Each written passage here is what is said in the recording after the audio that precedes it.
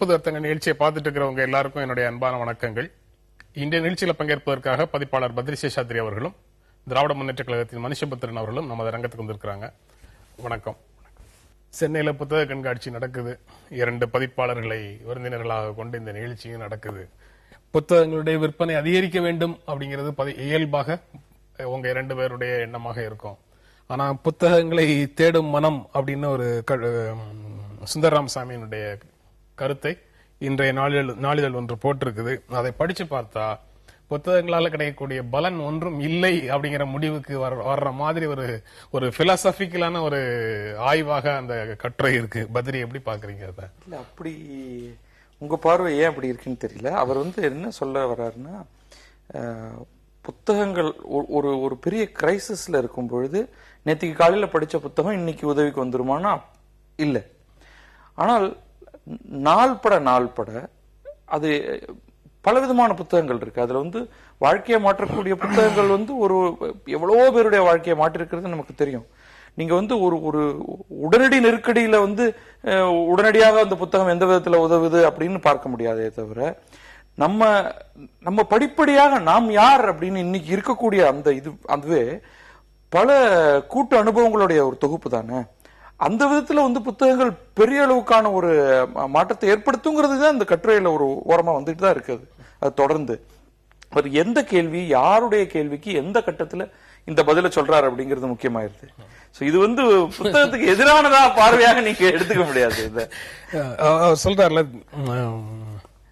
புத்தகங்கள்ல இருந்து பெறக்கூடிய ஞானம் திடமாக இருக்கும் அப்படின்னு நம்புறோம், நெருக்கடிகள்ல வழிகாட்டும் அப்படின்னு நினைக்கிறோம். ஆனா நெருக்கடிகள் நமக்கு வரும்போது புத்தக அறிவு பெரிய அளவுக்கு கை தந்து விடவில்லை அப்படிங்கிறது தான் யதார்த்தமாக இருக்கு அப்படின்னு சொல்றாரு. நீங்க சொல்றதுல புரியுது. அது நேற்று படித்த புத்தகம் அதனுடைய சாறு முழுக்க நமக்குள்ள இறங்காம, நாம அதை செரிக்காம, நம்மளுடைய அன்றாட நடைமுறைகள்ல நாம அந்த புத்தகத்திலிருந்து கற்றுக்கொண்ட பாடத்தை நம்ம நடைமுறையில பயன்படுத்த தொடங்காம இருக்கக்கூடிய சூழல்ல அந்த புத்தகத்தை படித்ததால எந்த பலனும் இல்லை அப்படின்னு புரிஞ்சுக்கலாம். ஆனா ஏற்கனவே நாம படித்த புத்தகங்கள்ல இருந்து நாம கற்ற பாடங்கள் இந்த நெருக்கடி காலத்துல உதவக்கூடும், நிச்சயமா உதவும் அப்படின்னு இதுல நீங்க ஒரு நீதி நூலை படித்த அவர் திருக்குறள் எல்லாம் உதாரணம் சொல்றாரு. கண்டிப்பா பேசணும் அதை பத்தி. நம்ம ஒரு செயல் நடக்கும் பொழுது நம்ம உடனடியாக நாம படித்த ஒரு நிமிஷம் இரு, அன்னைக்கு இதை படிச்சேன், அதனால நான் இப்ப இப்படி என்னுடைய செயலை மாற்றிக்கொள்ள போகிறேன் அப்படின்னு செய்ய போறது இல்லை. பட் கொஞ்சம் கொஞ்சமாக அணுவாகத்தான் இந்த மாற்றம் ஒருவருக்கு நிகழுது. அந்த விதத்துல பார்க்கும் பொழுது புத்தகங்களுக்கு மிக முக்கியமான ஒரு இடம் இருக்கிறதா பார்க்கிறேன். புத்தகங்கள் மட்டும் இல்ல, நம்ம யாரிடமிருந்து பலவற்றை கற்றுக்கொள்கிறோமோ அது ஒரு புத்தகம் போன்றதுதான். ஒருவரிடம் நம்ம ஒரு கருத்தை பெற்றுக்கொள்வதுங்கிறது, இது எல்லாம் சேர்ந்துதான் நம்ம அடுத்த ஒரு நெருக்கடியில எப்படி நம்ம நடந்துக்கிறோம் அப்படிங்கறத தீர்மானிக்கிறது. அன்றாடம் நாம சந்திக்கிற ஒவ்வொரு மனிதரிடத்துல இருந்தும், சாதாரண மனிதர்கள் ஒவ்வொருவரிடம் இருந்தும் நாம கற்றுக்கொள்றதுக்கு ஏராளமான விஷயங்கள் இருக்கு. புத்தகங்களும் அதை போலவே அப்படின்றத நீங்க மனுஷன் எப்படி பாக்குறீங்க?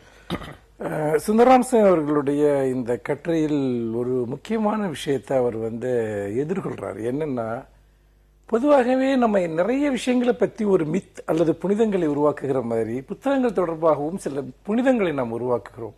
புத்தகங்கள் என்பது வாழ்க்கையில் ஏதோ ஒரு வழிகாட்டக்கூடிய திசை விளக்குகள் என்பது போன்ற பொத்தாம்பதுவான ஒரு கருத்து உருவாக்கப்படுகிறது. அப்படிங்கிற திருக்குறள் பற்றி அவர் சொல்லுகிற போது, ஒரு நீதி நூலோ அல்லது ஒரு அறநூலோ கொடுக்கக்கூடிய எந்த உணர்வையும் பெற்றுக்கொள்ளாமல் அவற்றை வெறுமனே வாக்கியங்களாக மட்டும் பேசக்கூடிய ஒரு கலாச்சாரத்திலிருந்து தான் நாம் உருவாகி வந்திருக்கிறோம்.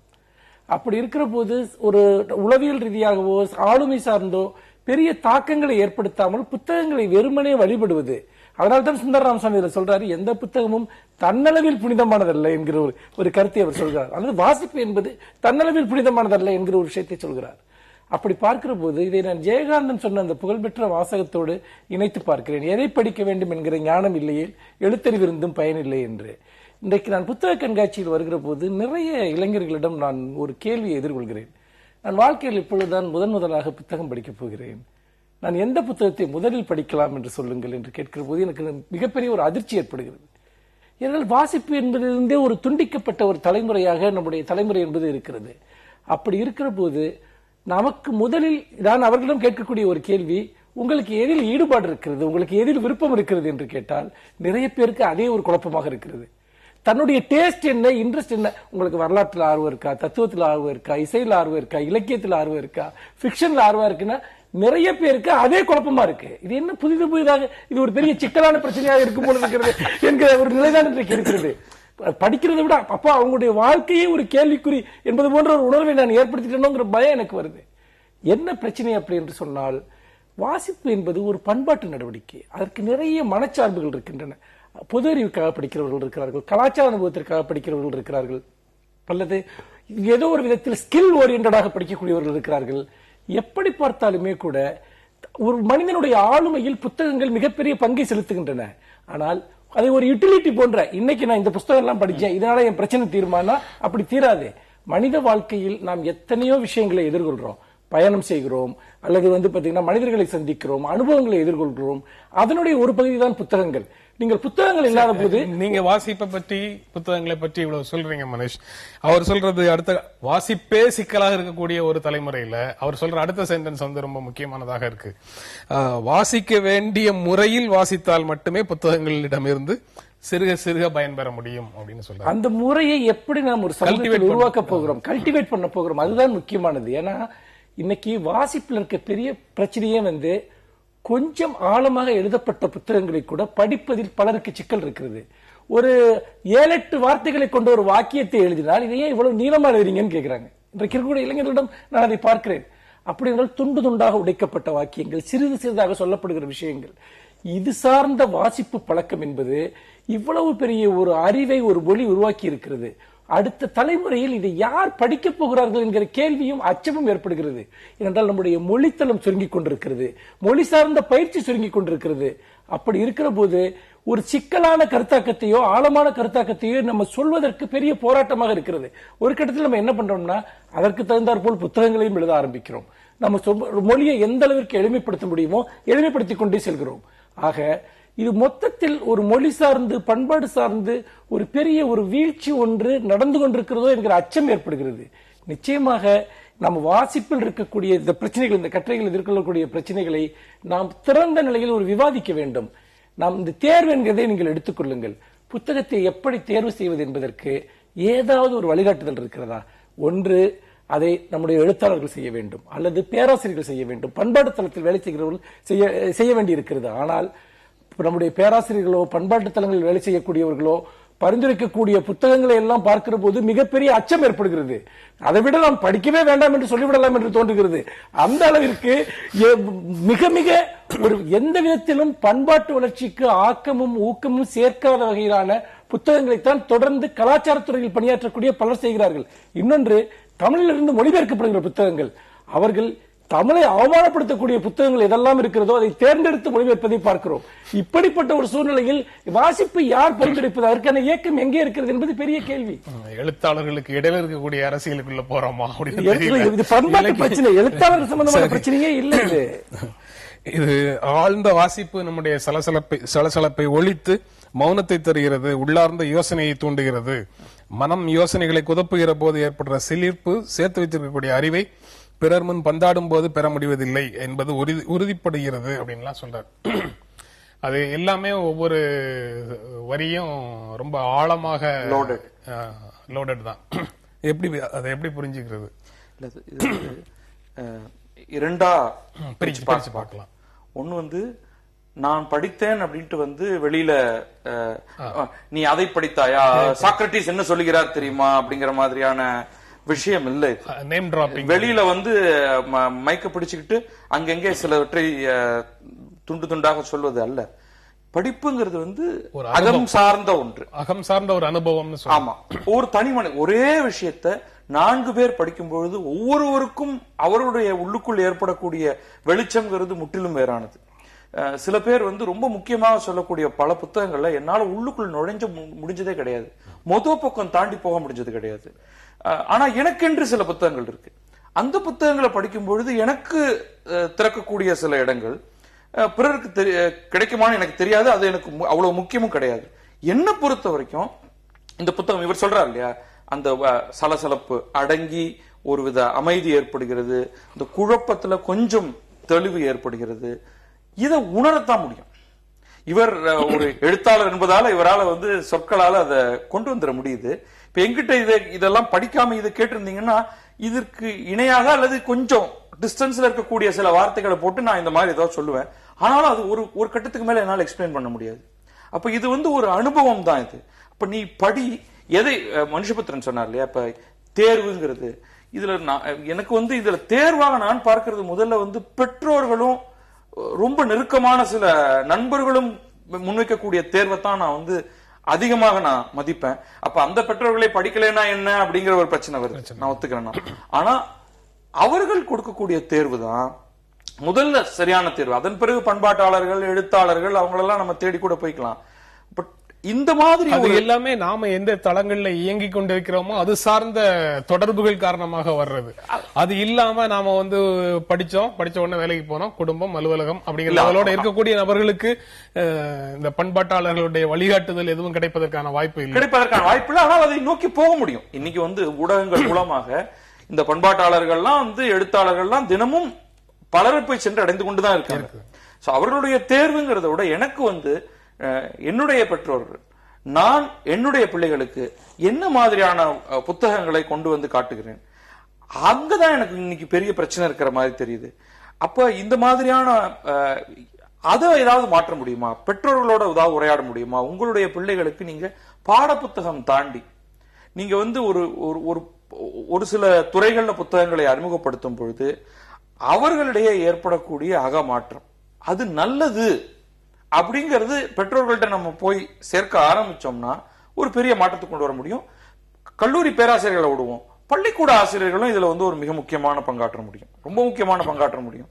இப்ப அதை நோக்கி நம்ம என்ன பண்றதுங்கிறது தான் இப்போதைக்கு ஒரு தேவையானதாக நான் பார்க்கிறேன். அவர்களிடத்துல வாசிக்கும் பழக்கம் இருக்காங்கிறதுல இருந்து இப்படியே இதை தேடிக்கிட்டே போகும்பொழுது நம்ம அடுத்த கட்டத்தை நோக்கி போவோம். வேறு பல முடிவுகளுக்கு நாம வர வேண்டிய சூழல் இருக்கலாம். மனுஷ் பேசும்போது குறிப்பிட்டார்ல பத்ரி, எளிமைப்படுத்திக்கிட்டே போறோம் அப்படின்னு சொல்லி ஒரு சில சொற்கள் சில பொருளை கொடுக்குது. அந்த பொருளை மாற்றி இந்த சொற்கள் எல்லாம் ஒரு பொலிட்டிக்கல் டோனோட இருக்கு, அதையெல்லாம் எடுத்துட்டு எளிய சொற்களை போடுங்க அப்படின்னு சொல்லி பதிப்பாளர்களோ அல்லது பத்திரிகைகளோ ஊடகங்களோ சொல்வதன் மூலமாக ஒரு ஸ்டேட்மெண்ட்டினுடைய உண்மையான அரசியல் பொருள் இழந்து போகுது அப்படிங்கறத பார்க்க முடியுது. அவர் சொன்ன எளிமைப்படுத்திக்கிட்டே போறோம், வாக்கியங்களை துண்டு துண்டாக்கிக்கிட்டே போறோம் அப்படிங்கிறதுக்கு பின்னால நம்ம வேறு சில அழகுகளை இழந்துகிட்டே போறோம் அப்படின்னு பார்க்க முடியுது. அது சரியா இல்ல புரியறதுக்காகத்தானே எழுதுறோம், புரியாம எழுதிட்டு இருக்கிறதுல என்ன பிரயோஜனம், எளிமையாக கொடுக்க வேண்டியது. இது ரொம்ப முக்கியமான ஒரு புள்ளி. இது நிச்சயமாக நீங்க தொடர்ந்து எளிமைப்படுத்திக்கிட்டே போக முடியாது.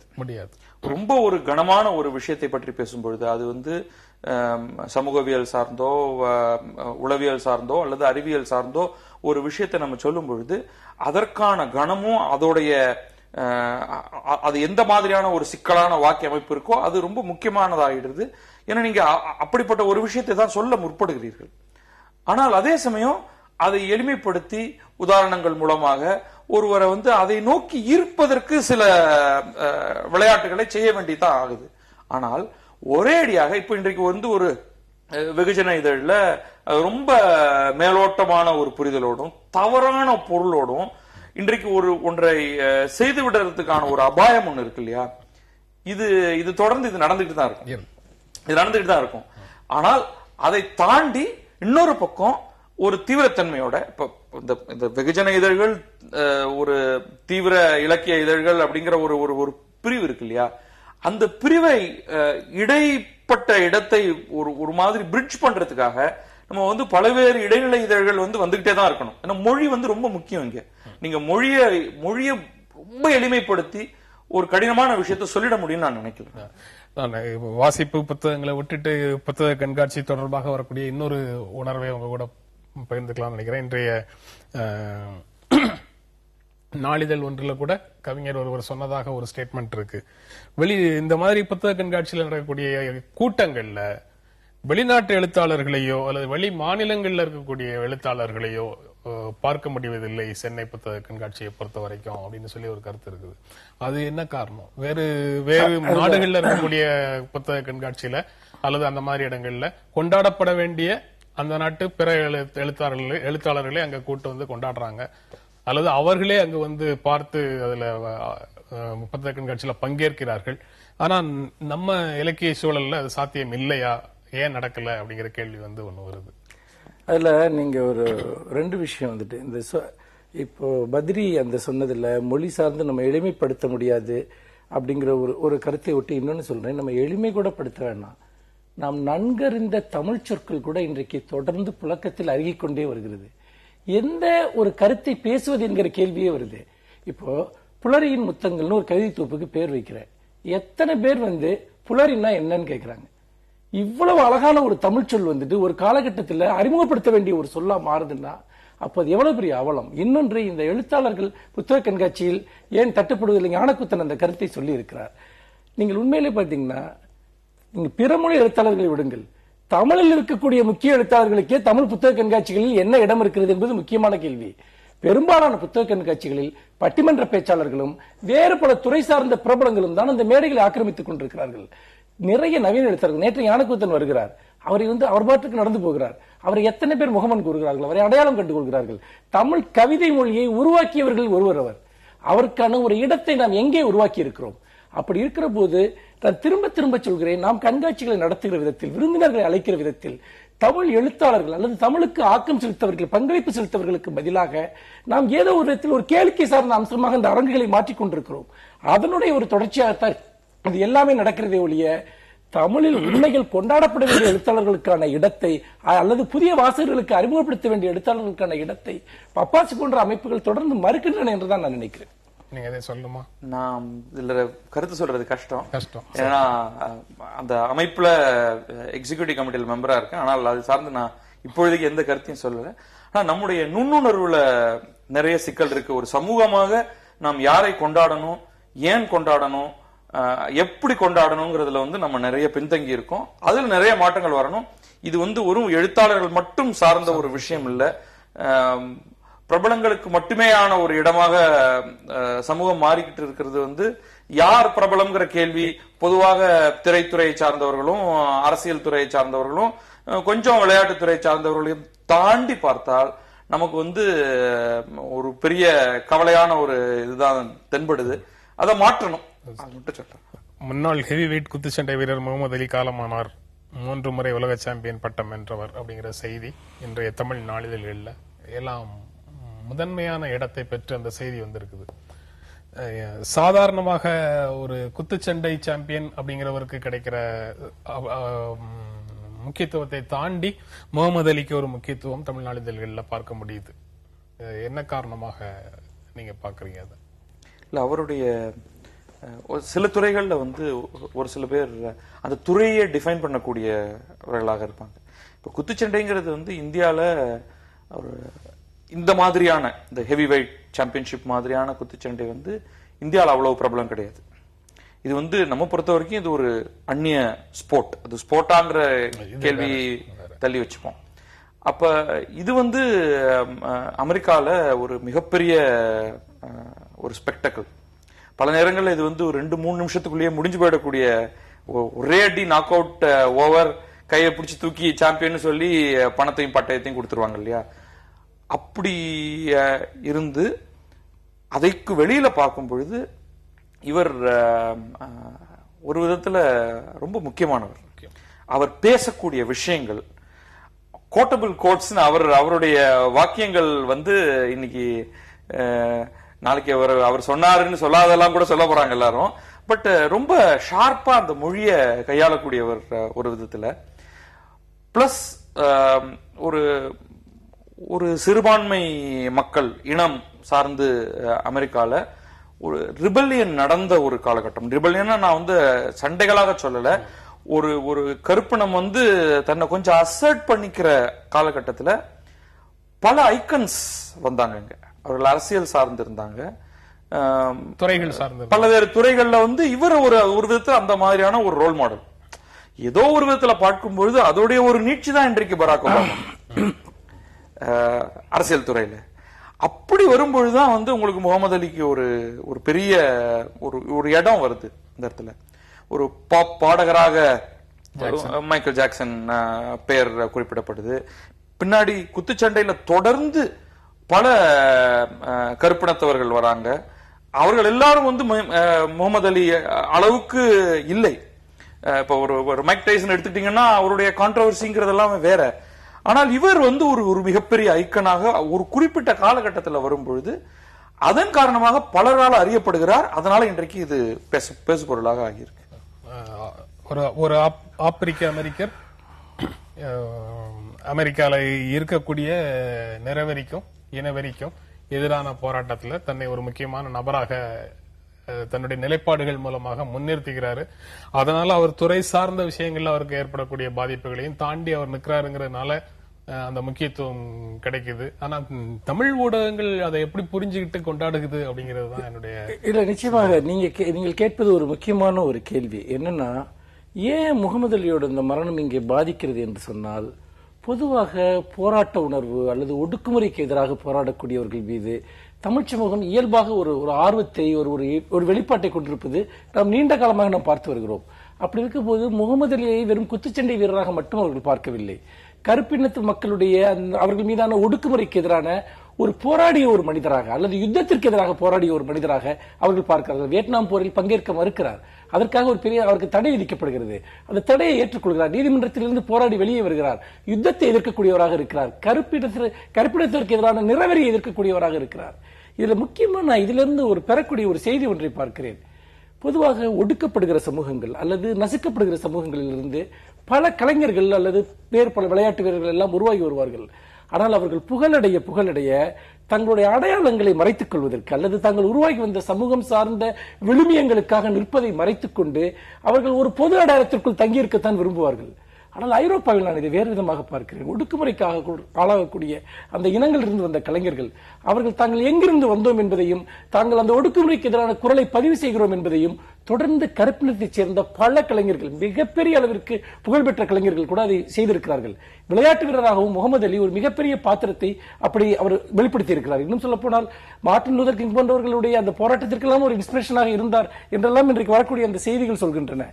அப்படி பார்க்கிற போது முகமது அலி என்கிற அந்த பிம்பம் என்பது அது வெறுமனே விளையாட்டு வீரன் என்ற பிம்பத்தை தாண்டி ஒரு போராளியினுடைய பிம்பமாகவும் இருக்கிறது. அறிவிப்புகள், தேர்தல் முடிவுகள் அறிவிக்கப்படுவதற்கு முன்னாலேயே முதல்வர் ஜெயலலிதாவுக்கு வாழ்த்து தெரிவித்ததற்காக பிரதமர் நரேந்திர மோடி மன்னிப்பு கேட்க வேண்டும் தமிழ்நாடு காங்கிரஸ் கமிட்டி தலைவர் இளங்கோவன் சொல்றாரு. நேற்றைய நாளிதழ்களில் திமுக தலைவரிடமிருந்து வந்த இதே போன்ற குற்றச்சாட்டுக்கு பிரதமர் மேல பழி போடுவதா அப்படின்னு கருணாநிதிக்கு தமிழிசை கண்டனம் அப்படிங்கிற செய்தியும் இன்றைய நாளிதழ்களில் இந்த 2 செய்திகளுமே வந்திருக்குது. நீங்க இதற்காக பிரதமர் மன்னிப்பு கேட்க வேண்டும் அப்படின்னு EVKS இளங்கோவன் சொல்வதை பத்ரி நீங்க எப்படி பார்க்கிறீங்க? இதற்கு மன்னிப்பு இது வந்து இந்த அனௌன்ஸ்மெண்ட் இது முன்னாடியே சொல்றது குற்றம் அப்படி என்று மட்டும் இளங்கோவன் சொல்லல. தலைப்புச் செய்திகள்ல இது வாழ்த்து தெரிவித்ததற்கு மன்னிப்பு கேட்க வேண்டும், வாழ்த்து தெரிவித்ததுக்கு யாரும் மன்னிப்பு எல்லாம் கேட்கணுங்கிற அவசியம் கிடையாது. ஆனால் இளங்கோவனுடைய குற்றச்சாட்டு இது ஒரு சிக்னல். இவர் வாழ்த்து தெரிவிச்சதை சிக்னலாக எடுத்துக்கொண்டு தேர்தல் அதிகாரிகள் தேர்தல் முடிவுகளை ஒரு திசையில் செலுத்தினார்கள் அப்படிங்கிறார். 134 போதும்னு தேர்தல் அதிகாரிகள் முடிவு செய்ய அந்த ஃபைனல் பாயிண்ட்ஸ்குள்ள கூட அடுத்து எடுத்துப்போம். பட் தேர்தல் அதிகாரிகளுக்கு ஒரு பிரதமர் பப்ளிக்காக சிக்னல் கொடுத்துட்டாரு, அது மிகப்பெரிய குற்றச்சாட்டு. அதற்கு அவர் பதவி விலக வேண்டும் அப்படின்லாம் சொல்றாரு. மன்னிப்பு தெரிவிக்க வேண்டும், இல்லையே பதவி விலக வேண்டும். இது எனக்கு ரொம்ப வித்தியாசமா இருக்கு. இது மிகப்பெரிய குற்றச்சாட்டுன்னா பதவி விலக வேண்டும். இது ப்ரூவ் பண்ணப்பட வேண்டிய ஒரு மிகப்பெரிய விஷயம். அது வந்து பலர் மேலான குற்றச்சாட்டு. இது தேர்தல் ஆணையம்ங்கிறது வந்து ஒரு பிரதமருடைய சிக்னல்ல நடக்கக்கூடிய ஒரு அமைப்பு. அது ஒரு கான்ஸ்டிடியூஷனல் பாடி என்பதிலிருந்து கீழே இறங்கி விட்டது, இப்படி எல்லாம் சொல்லப்படுகிற விஷயம் இருக்கு இல்லையா? இது மிகப்பெரிய குற்றச்சாட்டு. பட் ப்ரொப்ரைட்டின்னு எடுத்துப்போம். ஒரு பிரதமர் ஒரு கான்ஸ்டிடியூஷனல் போஸ்ட்ல இருக்கிறவர் இப்படி அவசரப்பட்டு ஒரு அமித்ஷா வந்து ஒரு கட்சி தலைவராக அவர் வந்து வாழ்த்து சொல்லலாம். பிரதமர் அவசரப்பட்டு வாழ்த்து தெரிவித்திருக்கணுமா? முடிவுகள் மாறலாம்.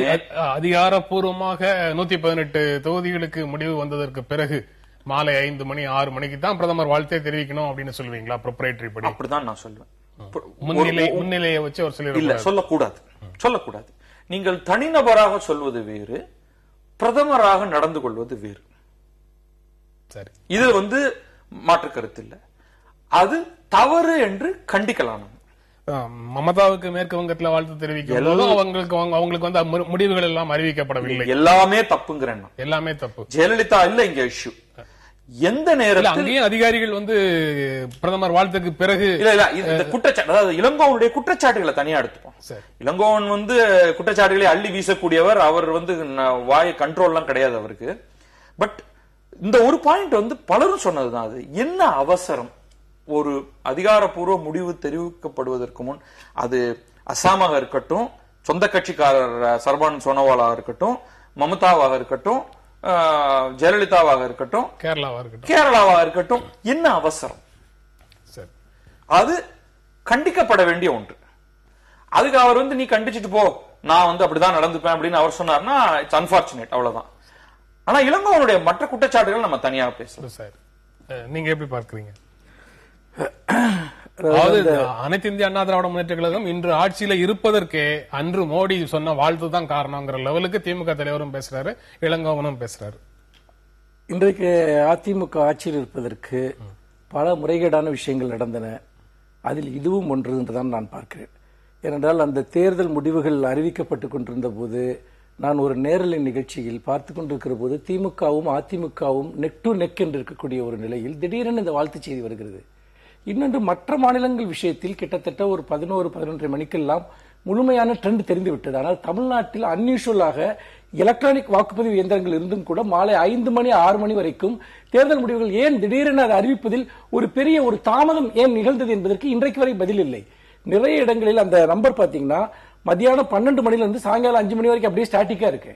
இன்னொன்று, வாக்கு வித்தியாசத்தில் இருக்கக்கூடிய பல 50 ஓட்டு 100 ஓட்டுல எல்லாம் வேட்பாளர்கள் தோற்கிறார்கள். அப்படி இருக்கிற போது தபால் வாக்குகள் சரியாக எண்ணப்படவில்லை என்கிற புகார் ஒரு பக்கம் வருகிறது. அது தேர்தல் முடிவுகளை சில தொகுதிகள் தீர்மானித்திருக்கிறது என்றெல்லாம் குற்றச்சாட்டுகள் வருகிற போது சாயங்காலம் 6 மணிக்கு தான் அதிகாரப்பூர்வமான முடிவுகள் பல தொகுதிகளில் வர ஆரம்பிக்குது. ஆனா காலையிலேயே பிரதமர் இந்த வாழ்த்து செய்தியை சொல்கிறார் என்று சொன்னால் உண்மையிலேயே அவர் இன்ஃபுளுன்ஸ் பண்ணுகிறாரோ என்கிற கேள்வி எழுகிறது. இதை வெறுமனே அந்த வாழ்த்து செய்தியை மட்டும் வைத்து நான் பார்க்கவில்லை. மோடி அவர்கள் தேர்தல் பரப்புரைக்காக இங்கே வருகிறார்.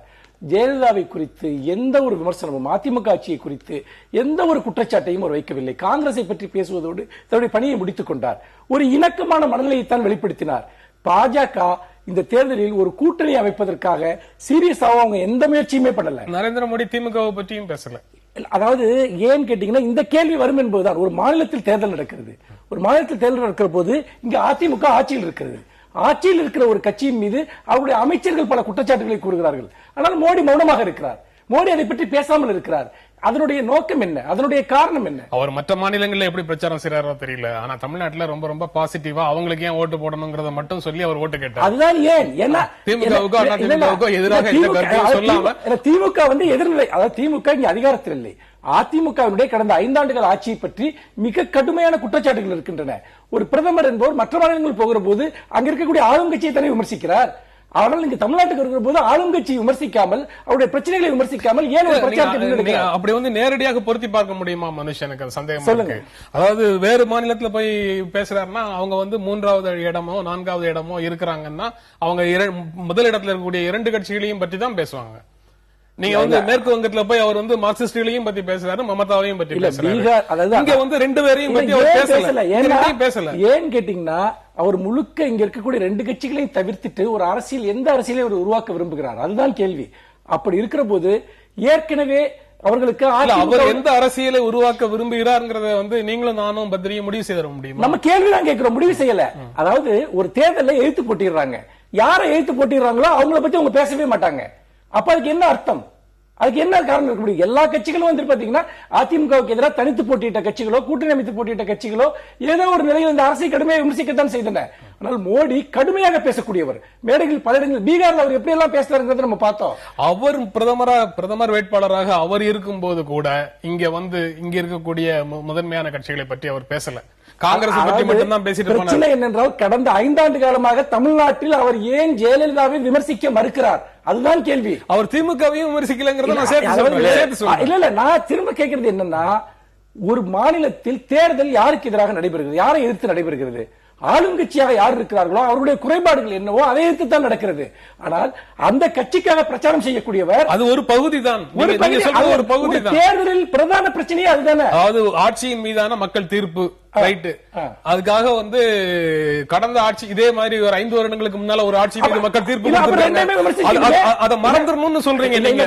அப்படி சொல்லவே இல்லை. அந்த தீர்ப்பை மறந்து இந்த தீர்ப்பை மட்டும் பாரு.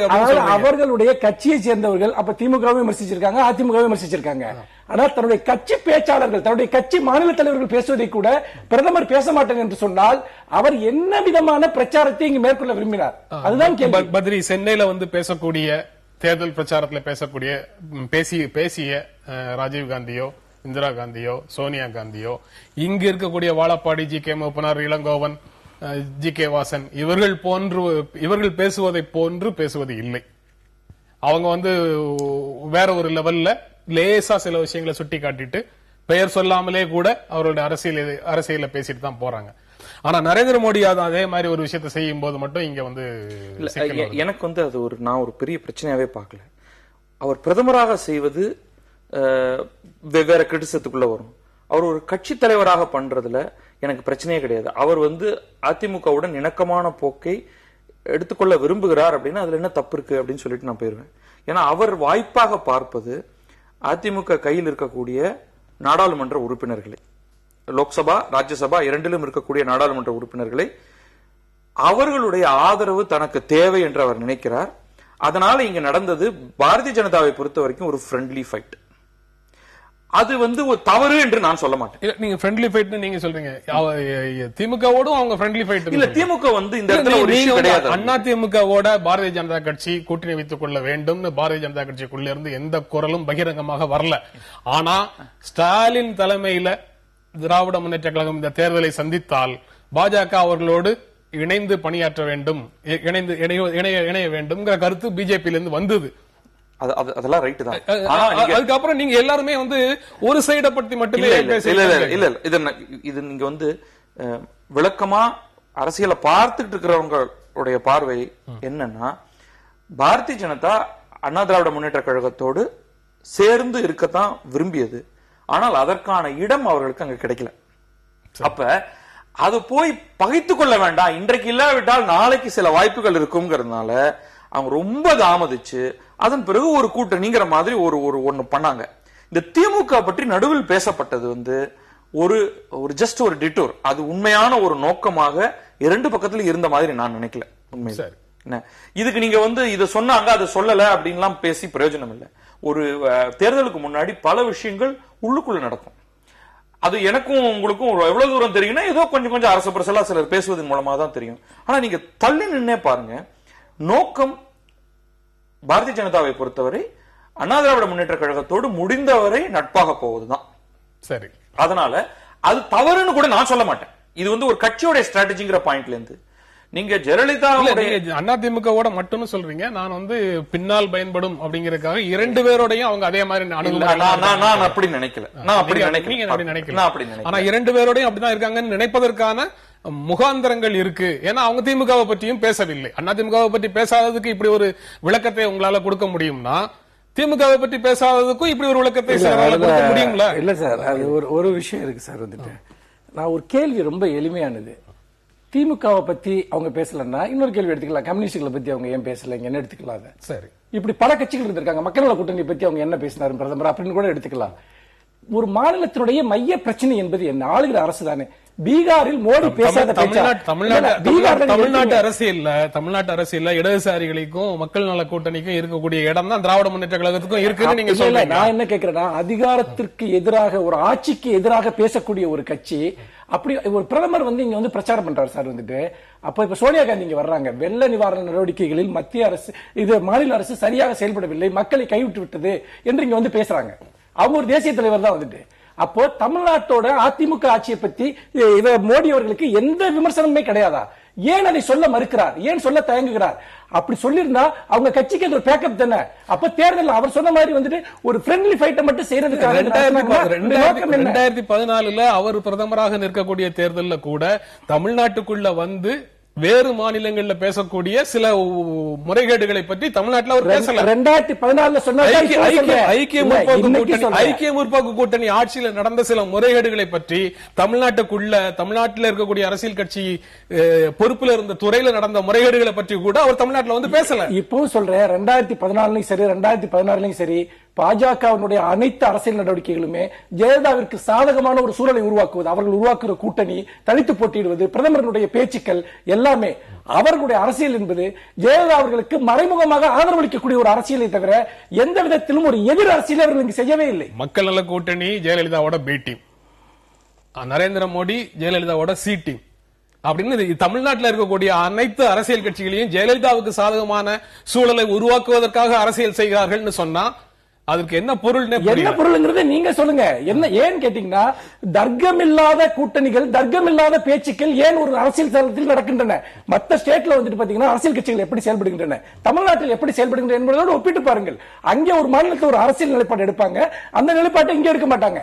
அங்க போய் ஆளுகிற அரசுக்கு எதிராக பேசுவாங்க, இங்க வந்து மத்திய அரசு பேசாது. அப்படின்னா என்ன அர்த்தம் அதுக்கு? அப்ப சொல்லுங்க, பி டீம் நாங்க சொல்றதுல என்ன தப்பு, சி டீம் நாங்க சொல்றதுல என்ன தப்பு? அதுதான் களத்துல நடந்துட்டு இருக்கு. களத்துல வந்து களத்தினுடைய யதார்த்தத்தை வச்சுதான் நான் பேசுறேனே ஒழிய இது எதுவும் வெறும் குற்றச்சாட்டு கிடையாது. அது பி டீம் சி டீமாவே இருக்கட்டும், பாயிண்ட் அது இல்ல. ஒவ்வொருவரும் தன்னுடைய நலனை தான் முன்வைக்க பாக்குறாங்க. இங்க இன்னொருவர் வந்து திராவிட முன்னேற்ற கழகத்தோட நலனை முன்வைக்கணும்னு நம்ம எதிர்பார்க்க முடியாது. பாரதிய ஜனதாவை பொறுத்த வரைக்கும் என்னுடைய கருத்துல அவருடைய நலன் என்பது ஜெயலலிதாவுக்கு இணக்கமாக போவது என்று அவர்கள் நினைப்பதாகத்தான் நான் பார்க்கிறேன். மக்கள் நல கூட்டணி அப்படியே நான் பார்க்கல. அவர்களுடைய நோக்கம் வேறதாக இருந்ததுன்னு தான் என்னுடைய கருத்து. அவர்களுக்கு அதனால எந்த வாய்ப்பும் கிடைக்கல. ஆனால் நாளை பார்த்தீங்கன்னா இன்றைக்கே சில செய்திகள்லாம் வருது, ஒருவேளை அதிமுக மத்திய அமைச்சரவையில் பங்கேற்கலாம் அப்படிங்கிற மாதிரி சில இடங்கள்ல எழுதப்பட்டிருக்கு. அது உண்மையாகுமா என்னன்னு தெரியல. ஆனால் ஒரு இணக்கமான போக்கு இந்த நடுவுல வந்து பியூஷ் கோயல் சொன்னதுங்கிறது வந்து ஒரு சின்ன அபரேஷன். அது கூட வந்து ஒரு போக்கஸ் பண்ணி அவங்க சொல்லல. ஒரு வேற ஒரு நிகழ்ச்சியில ஒரு கேள்விக்கான ஒரு பதிலாக வந்ததே தவிர அது திட்டமிட்டு அது வந்து ஒரு பெரிய பரப்புரையாக அப்படி அவர் பியூஷ் கோயல் சொன்னதற்கு பிறகு உடனடியாக நீங்க பார்த்தீங்கன்னா அடுத்து நிர்மலா சீதாராமனோ வெங்கையா நாயுடுவோ உடனடியாக இல்ல எங்களாலெல்லாம் வந்து முதலமைச்சரை பார்க்க முடிந்தது அப்படின்னு சொன்னாங்க. ஜெய்ட்லி இன்னும் தொடர்ந்து நல்லுறவை வைத்திருக்கார். மோடி வந்து உடனடியாக வாழ்த்து சொல்றாரு. அவர் எல்லாருக்குமே வாழ்த்து சொல்லிட்டு இருக்காரு, அது வேற விஷயம். பட் ஓவரால் நீங்க பார்க்கும் பொழுது பாரதிய ஜனதாவுடைய கருத்து, நாம முடிந்தவரை அண்ணா திராவிட முன்னேற்ற கழகத்தோட இணக்கமாக போவோம். மமதாவோட அது மாதிரி போக முடியுமான்னு தெரியாது. பட் இங்க வந்து ஒரு பாசிபிலிட்டி இருக்குன்னு அவங்க நினைக்கிறாங்க. அது ஒரு பக்கம். இது வந்து அரசியலுக்கான களமாடுதல் அப்படின்னு வச்சுங்க. பட் இளங்கோவன் விஷயம் என்னன்னா, இது ஒரு சிக்னல். அதான் நிகழ்ச்சியுடைய இறுதி பகுதியில் இருக்கிறோம். 50 நாடாளுமன்ற உறுப்பினர்களோட அதிமுக இருக்கு. அவர்களுடைய உதவி அடுத்த 3 ஆண்டுகளுக்கு தேவை. அதனால அதிமுகவோடு நெருங்கி போவதற்கோ அல்லது அதிமுகவின் ஆதரவை தள்ளி இருந்து பெறுவதற்கோ பாஜக தரப்பிலிருந்து முயற்சிகள் நடக்கலாம். அது எந்த மாதிரி போகும் அப்படிங்கறத இப்ப நம்ம உறுதியாக சொல்ல முடியாது. ஆனா இந்த மன்னிப்பு கேட்க வேண்டும் அப்படின்னு இளங்கோவன் ஸ்டேட்மெண்ட்டை பத்தி நீங்க சொல்றீங்கல்ல, அதை பற்றி இறுதியாக சொல்லி முடியுங்க. அது வந்து இது வந்து ஒரு பெரிய, நான் பாக்குறது இது ஒரு அபாண்டமான குற்றச்சாட்டு. அதை ஒரு ஓப்பனா வெளியில வந்து சொன்னதன் காரணமாக இப்பொழுது வந்து இதற்கு அரசியல் ரீதியாக பதில் சொல்லி ஆக வேண்டும். இது இந்த குற்றச்சாட்டுக்கு இவர் மேல வந்து இது ஒரு ரொம்ப அபாண்டமான குற்றச்சாட்டு என்பதனால் இவர் மீது வழக்கு தொடுக்க வேண்டும். அது லாஜிக்கலாக அதை அடுத்த ஸ்டெப்புக்கு எடுத்துட்டு போகணும். அரசியல் இருக்கும் பொழுது நீங்க வந்து சில ஒரு கிளியரான ஒரு ப்ரூஃப் இல்லாமல் இது போன்ற குற்றச்சாட்டுகளை ஒருவர் சுமத்தும் பொழுது அதற்கான பதிலடியை எதிர்த்தரப்பில் இருப்பவர்கள் செய்தாக வேண்டும். உங்களுடைய இறுதியான பார்வை. அதாவது அதுல இளங்கோவன் அவர்களுடைய அந்த பேட்டியில வந்து பல விஷயங்களை சொல்றாரு. அந்த கண்டெய்னரில் பிடிக்கப்பட்ட பணம், அதை வந்து பாத்தீங்கன்னா அது வங்கியோட பணம் என்று சொன்னதில் மத்திய அரசிற்கு ஒரு பங்கு இருக்கிறது என்றெல்லாம் பல குற்றச்சாட்டுகளை சொல்கிறார். எதற்குமே நம்பகமான முறையான பதில்கள் கிடையாது. இந்த வாழ்த்து தெரிவித்த விஷயம் என்பது உண்மையில் அனைத்து அரசியல் நெறிமுறைகளுக்கு மாறான ஒன்று. தேர்தல் முடிவுகளை தீர்மானிப்பதில் அதற்கு ஒரு முக்கிய பங்கு இருக்கிறது என்று நாங்கள் மிக ஆழமாக நம்புகிறோம், குற்றச்சாட்டுகிறோம். இந்த நிகழ்ச்சியில் பங்கேற்று உங்களுடைய கருத்துக்களை பகிர்ந்து கொண்டதற்கு எங்கள் நெஞ்சார்ந்த நன்றி. மீண்டும் சந்திப்போம். நன்றி, வணக்கம்.